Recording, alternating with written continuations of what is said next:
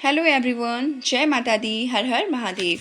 आज हम श्रवण करेंगे सावन सोमवार व्रत की कथा। श्रावण सोमवार की कथा के अनुसार अमरपुर नगर में एक धनिक व्यापारी रहता था। दूर दूर तक उसका व्यापार फैला हुआ था। नगर में उस व्यापारी का सभी लोग मान सम्मान करते थे। इतना सब कुछ होने पर भी वह व्यापारी अंतर मन से बहुत दुखी था, क्योंकि उस व्यापारी का कोई पुत्र नहीं था। दिन रात उसे एक ही चिंता सताती रहती थी कि उसकी मृत्यु के पश्चात उसके इतने बड़े व्यापार और धन संपत्ति को कौन संभालेगा। पुत्र पाने की इच्छा से वह व्यापारी प्रति सोमवार भगवान शिव की व्रत पूजा किया करता था। सायंकाल को व्यापारी शिव मंदिर में जाकर भगवान शिव के सामने घी का दीपक जलाया करता था। उस व्यापारी की भक्ति देखकर एक दिन पार्वती ने भगवान शिव से कहा, हे प्राणनाथ, यह व्यापारी आपका सच्चा भक्त है। कितने दिनों से यह सोमवार का व्रत और पूजा नियमित कर रहा है।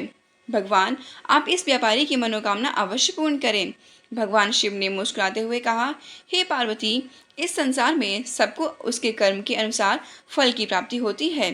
प्राणी जैसा कर्म करते हैं उन्हें वैसा ही फल प्राप्त होता है। इसके बावजूद पार्वती जी नहीं मानी और उन्होंने आग्रह करते हुए कहा, नहीं प्राणनाथ, आपको इस व्यापारी की इच्छा पूरी करनी ही पड़ेगी। यह आपका अनन्य भक्त है। प्रति सोमवार आपका विधिवत व्रत रखता है और पूजा अर्चना के बाद आपको भोग लगाकर एक समय भोजन ग्रहण करता है। आपको इसे पुत्र प्राप्ति का वरदान देना ही होगा। पार्वती का इतना आग्रह देखकर भगवान शिव ने कहा, तुम्हारे आग्रह पर मैं इस व्यापारी को पुत्र प्राप्ति का वरदान देता हूँ, लेकिन इसका पुत्र 16 वर्ष से अधिक जीवित नहीं रहेगा। उसी रात भगवान शिव ने स्वप्न में उस व्यापारी को दर्शन देकर उसे पुत्र प्राप्ति का वरदान दिया और उसके पुत्र के 16 वर्ष तक जीवित रहने की बात भी बताई। भगवान के वरदान से व्यापारी को खुशी तो हुई, लेकिन पुत्र की अल्पायु की चिंता ने उस खुशी को नष्ट कर दिया। व्यापारी पहले की तरह सोमवार का विधिवत व्रत करता रहा। कुछ महीने पश्चात उसके घर अति सुंदर पुत्र उत्पन्न हुआ। पुत्र जन्म से व्यापारी के घर में खुशियां भर गईं। बहुत धूमधाम से पुत्र जन्म का समारोह मनाया गया। व्यापारी को पुत्र जन्म की अधिक खुशी नहीं हुई, क्योंकि उसे पुत्र की अल्पायु के रहस्य का पता था। यह रहस्य घर में किसी अन्य को मालूम नहीं था। विद्वान ब्राह्मणों ने उस पुत्र का नाम अमर रखा। जब अमर 12 वर्ष का हुआ तो शिक्षा के लिए उसे काशी भेजने का निश्चय किया। व्यापारी ने अमर के मामा दीपचंद को बुलाया और कहा कि अमर को शिक्षा प्राप्त करने के लिए काशी जी छोड़ आओ। अमर अपने मामा के साथ शिक्षा प्राप्त करने के लिए चल दिया। रास्ते में जहाँ भी अमर और दीपचंद रात्रि विश्राम के लिए ठहरते, वहीं यज्ञ करते और ब्राह्मणों को भोजन कराते थे। लंबी यात्रा के बाद अमर और दीपचंद्र एक नगर में पहुंचे। उस नगर के राजा की कन्या के विवाह की खुशी में पूरे नगर को सजाया गया था। निश्चित समय पर बारात आ गई, लेकिन वर का पिता अपने बेटे के एक आंख से काने होने का कारण बहुत चिंतित था। उसे इस बात का भय सता रहा था कि राजा को इस बात का पता चलने पर कहीं वह विवाह से इनकार न कर दे, इससे उसकी बदनामी होगी। वर के पिता ने अमर को देखा तो उसके दिमाग में एक ख्याल आया। उसने सोचा, क्यों ना इस लड़के को दूल्हा बनाकर राजकुमारी से विवाह करा दूं। विवाह के बाद इसको धन देकर विदा कर दूंगा और राजकुमारी को अपने नगर में ले जाऊंगा। वर के पिता ने इस संबंध में अमर और दीपचंद से बात की। दीपचंद ने धन मिलने के लालच में वर के पिता की बात स्वीकार कर ली। अमर को दूल्हे के वस्त्र पहनाकर राजकुमारी चंद्रिका से विवाह करा दिया। अमर जब लौट रहा था तो वह सच ना छिपा सका, तो उसने राजकुमारी की चुनरी पर लिख दिया, राजकुमारी चंद्रिका, तुम्हारा विवाह तो मेरे साथ हुआ था। मैं तो काशी जी में शिक्षा प्राप्त करने जा रहा हूँ। अब तुम्हें जिस युवक की पत्नी बनना पड़ेगा वह एक आंख से काना है। जब राजकुमारी ने अपनी ओढ़नी पर लिखा हुआ पढ़ा तो उसने काने लड़की के साथ जाने से इनकार कर दिया। राजा ने सब बातें जानकर राजकुमारी को महल में रख लिया। उधर अमर अपने मामा दीपचंद के साथ काशी पहुंच गया। अमर में गुरुकुल में पढ़ना शुरू कर दिया। जब अमर की आयु 16 वर्ष की हुई तो उसने एक यज्ञ किया। यज्ञ की समाप्ति पर ब्राह्मणों को भोजन कराया और खूब अन्न वस्त्र दान किए। रात को अमर अपने शयन कक्ष में सो गया। शिव के वरदान के अनुसार शयन अवस्था में ही अमर के प्राण पखेरु उड़ गए। सूर्योदय पर मामा अमर को देह मृत देखकर रोने पीटने लगा। आसपास के लोग भी एकत्र होकर दुख प्रकट करने लगे। मामा के रोने विलाप करने के स्वर समीप से गुजरते हुए भगवान शिव और माता पार्वती ने भी सुने। पार्वती जी ने भगवान से कहा, हे प्राणनाथ, मुझसे इसके रोने के स्वर सहन नहीं हो रहे। आप इस व्यक्ति के कष्ट को अवश्य दूर करें। भगवान शिव ने पार्वती जी के साथ अदृश्य रूप में समीप जाकर अमर को देखा तो पार्वती जी से बोले, पार्वती, यह तो उसी व्यापारी का पुत्र है। मैंने इसे 16 वर्ष की आयु का वरदान दिया था। इसकी आयु तो पूरी हो गई है। पार्वती जी ने फिर भगवान शिव से निवेदन किया कि हे प्राणनाथ, आप इस लड़के को जीवित करें, नहीं तो इसके माता पिता पुत्र की मृत्यु के कारण रो रो कर अपने प्राणों का त्याग कर देंगे। इस लड़के के पिता को तो आपका परम भक्त है, बरसों से सोमवार का व्रत करते हुए आपको भोग लगा रहा है।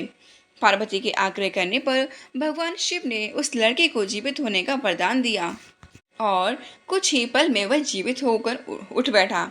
शिक्षा समाप्त करके अमर मामा के साथ अपने नगर की ओर चल दिया। दोनों चलते हुए उसी नगर में पहुंचे जहां अमर का विवाह हुआ था।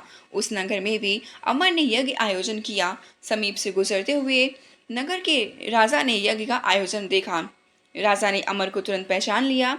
यज्ञ समाप्त होने पर राजा अमर और उसके मामा को महल में ले गया और कुछ दिन उन्हें महल में रखकर बहुत सा धन बस देकर राजकुमारी के साथ विदा किया।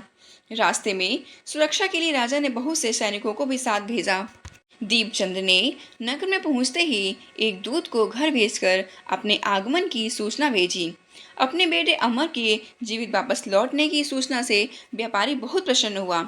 व्यापारी ने अपनी पत्नी के साथ स्वयं को एक कमरे में बंद कर रखा था। भूखे प्यासे रहकर व्यापारी और उसकी पत्नी बेटे की प्रतीक्षा कर रहे थे।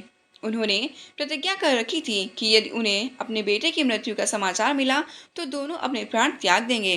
व्यापारी अपनी पत्नी और मित्रों के साथ नगर के द्वार पर पहुंचा। अपने बेटे के विवाह का समाचार सुनकर पुत्रवधू राजकुमारी चंद्रिका को देखकर उसकी खुशी का तो ठिकाना ना रहा। उसी रात भगवान शिव ने व्यापारी के स्वप्न में आकर कहा, हे श्रेष्ठी, मैंने तेरे सोमवार के व्रत करने और व्रत कथा सुनने से प्रसन्न होकर तेरे पुत्र को लंबी आयु प्रदान की है। व्यापारी बहुत प्रसन्न हुआ। सोमवार का व्रत करने से व्यापारी के घर में खुशियां लौट आईं। शास्त्रों में लिखा है कि जो स्त्री पुरुष सोमवार का विधिवत व्रत करते हैं और व्रत कथा सुनते हैं, उनकी सभी इच्छाएं पूरी होती हैं। सावन सोमवार पूजा विधि। सावन सोमवार के दिन सुबह स्नान आदि करके स्वच्छ वस्त्र धारण कर लें। सावन सोमवार में स्वयं शरीर की शुद्धि के लिए गंगा जल का आचमन अवश्य करना चाहिए। फिर अपने दाहिने हाथ में जल लेकर सावन सोमवार व्रत का संकल्प लेना चाहिए। ओम नमः शिवाय मंत्र का जाप करते हुए भगवान शिव शंकर का जलाभिषेक करना चाहिए।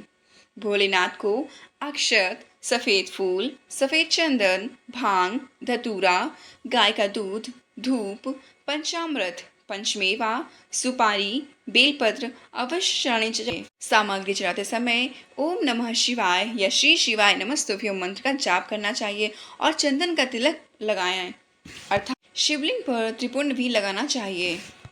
शिवलिंग पर भगवान भोलेनाथ तो इतने कृपालु हैं कि वह भक्त द्वारा श्रद्धा भाव से चढ़ाए हुए जल मात्र से ही प्रसन्न हो जाते हैं, परंतु जो भक्त शिवलिंग का रुद्राभिषेक करते समय महामृत्युंजय मंत्र और षडाक्षर मंत्र का जाप करते हैं, वह विशेष कृपा के पात्र बनते हैं। गंगा जल भगवान भोलेनाथ को अत्यंत प्रिय है। कहते हैं सावन माह में जो भक्त भगवान भोलेनाथ का गंगा जल से अभिषेक करते हैं, वे मोक्ष को प्राप्त होते हैं। सावन सोमवार के व्रत के दिन सोमवार के व्रत की कथा अवश्य पढ़नी और सुननी चाहिए और अंत में आरती करनी चाहिए। पूजा समाप्त होते ही प्रसाद का वितरण करना चाहिए और स्वयं भी प्रसाद ग्रहण करना चाहिए। श्रावण मास शिव जी को समर्पित है। कहते हैं यदि कोई भक्त श्रावण महीने में सच्चे मन और पूरी श्रद्धा के साथ महादेव का व्रत धारण करता है, उसे शिव का आशीर्वाद अवश्य प्राप्त होता है। भगवान शिव को पंच फलों का भोग लगाना चाहिए। श्रावण सोमवार के व्रत में नमक का सेवन नहीं करना चाहिए।